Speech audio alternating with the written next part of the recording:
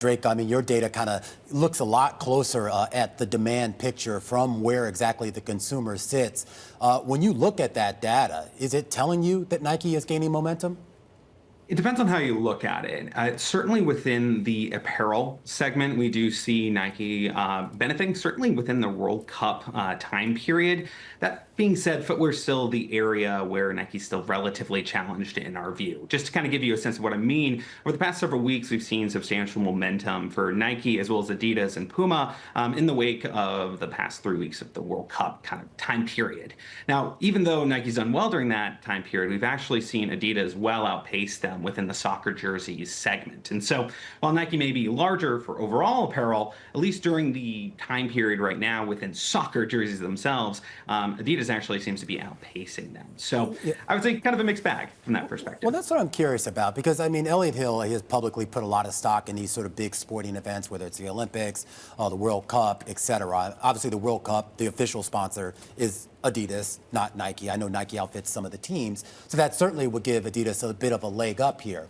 But do you think that there is the ability for these events to actually translate into a meaningful uptick in sales, and more importantly, sales that are sticky or long-lasting that go beyond the event itself?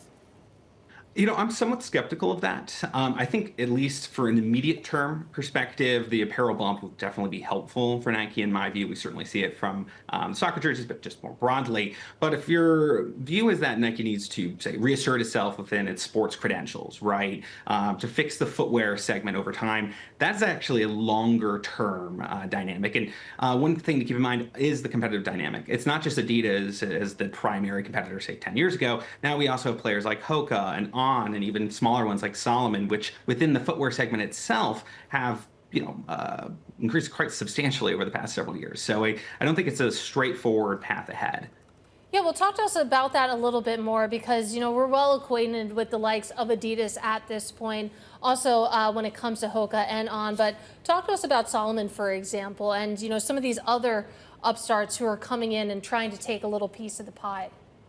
Yeah, I think to your point, everybody's well aware about On and Hoka, but one thing that we've been tracking pretty closely in our data is the increase in Salomon, for instance. Over the past roughly 9 months, we've seen substantial growth for Salomon within our data, particularly in the US. I mean, it was a brand that's been in France for a long time, but in the US, it's very much taken up. And when it comes down to product, that's what really matters. And we see for Salomon, their XT6 product franchise is very popular in our data. Now, of course, that's a trail running shoe, maybe not what you'd immediately think is the next hot, lifestyle shoe. But to me, it signals that the immediate use case of a shoe, whether it's running or trail running or working out or what have you, isn't necessarily germane to why the shoe might become popular. Just to use Adidas as an example, the Samba shoe that's been so popular over the past several years, that's originally an indoor soccer shoe from, I believe, the 70s. But I don't believe that many people are using it for the intended purpose.